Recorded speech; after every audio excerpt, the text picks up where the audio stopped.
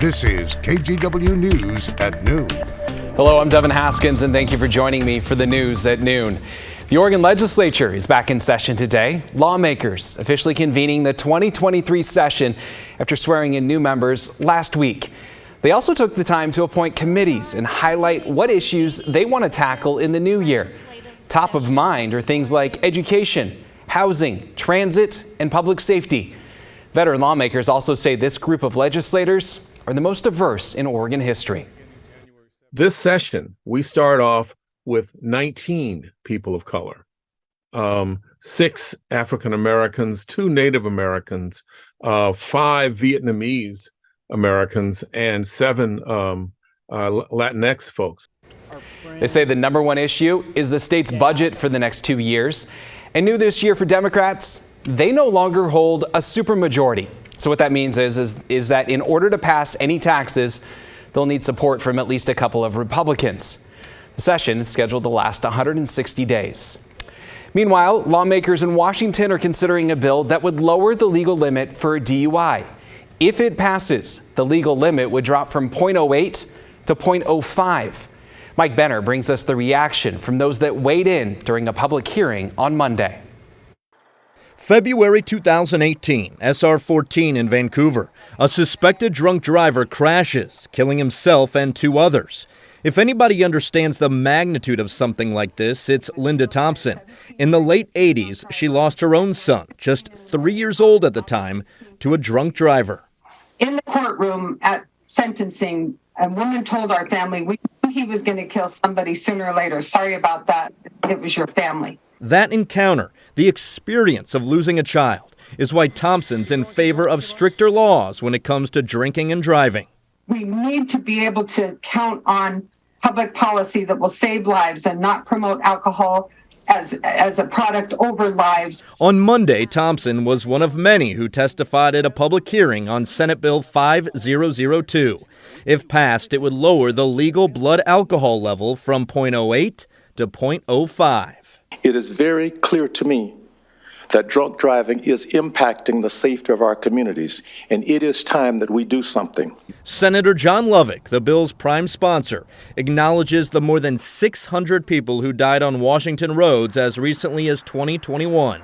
Many of the crashes were a result of driver impairment. The purpose of this DUI law is not so law enforcement can go out and make more arrests.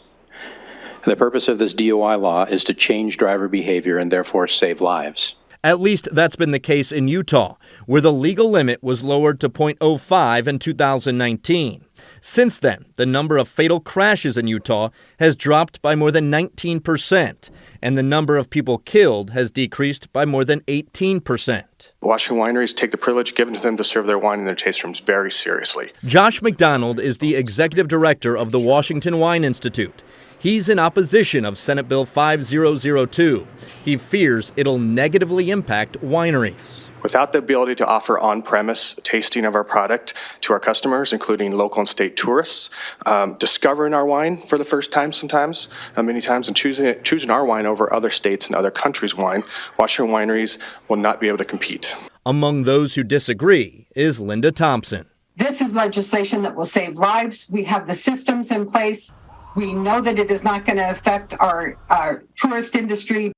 I'm Mike Benner for KGW News. Also in Olympia, a group of high school girls testified in front of state lawmakers for a hearing on a gender pricing bill. The students are in an AP Civics class at Lake Washington High and found several products and services were more expensive for women than for men.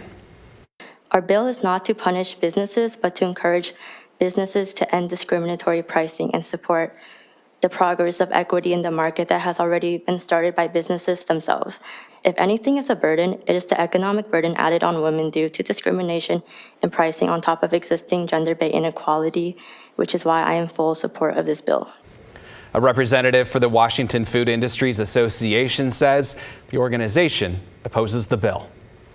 All right, let's talk weather. Rod, it was nice yesterday, no rain. How's the rest of the day looking? Well, you know, today's been nice for the most part. Just hasn't been as sunny as yesterday. We are looking at some showers increasing. And a reminder, coming up in my complete forecast, I'll talk more about what you're looking at right there. And that's a pretty good rainmaker, a cold front that will come in tomorrow morning. We are gathering light rain up along Astoria, and some of this is pushed inland up over the Coast Range. In fact, if you're running out Highway 26, Banks right now probably starting to feel a few sprinkles, and this light precipitation is going to slowly make its way a little bit more and a little bit more to the east toward downtown Portland in the coming hours. So this afternoon we will see our clouds start to bring an increasing threat of some light showers. Stoller Family Vineyards Estate, much like Portland, over the hill, just overcast skies, and there is downtown Portland. A little bit warmer than I thought we'd get to today. Despite the cloud cover, we are sitting at 50 with some light showers starting to take hold through the afternoon hours. I don't really expect the numbers to go up anymore. 48 at 4 and then 47 at 8 o'clock. Again, tomorrow, pretty active weather day with some solid rain and some heavy mountain snow. That part of the forecast coming up.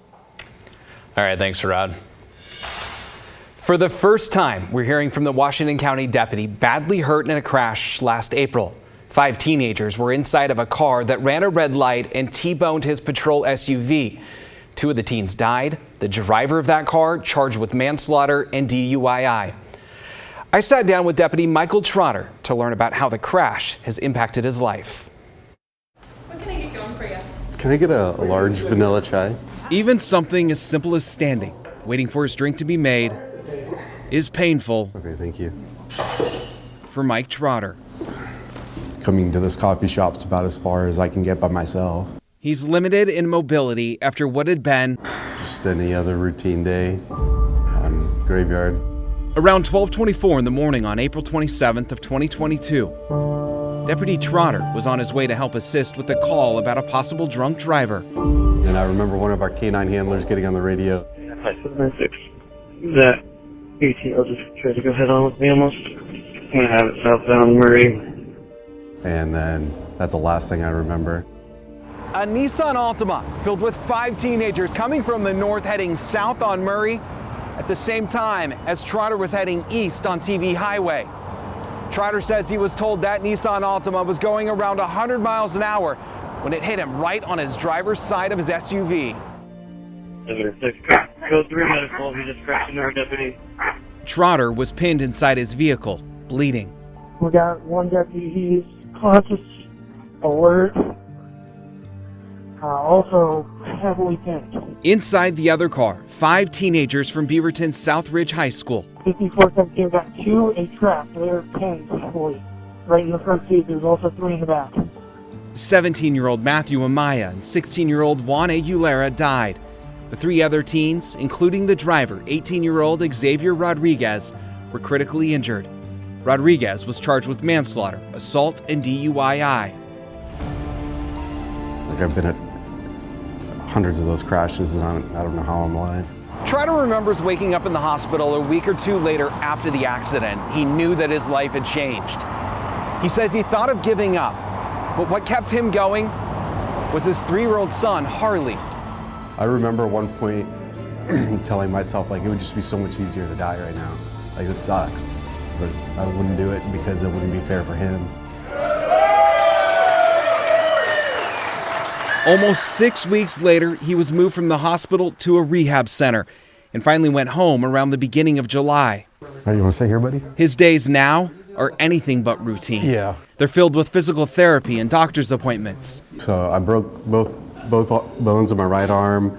My pelvis was on the left side was just completely shattered, and due to that injury, I have a bunch of damage to my sciatic nerve on the left side. And muscles in his left leg that don't work. I'm in such excruciating pain, it's not even that enjoyable. He says doctors have told him his career as a law enforcement officer is likely over. I still can't do a full thumbs up.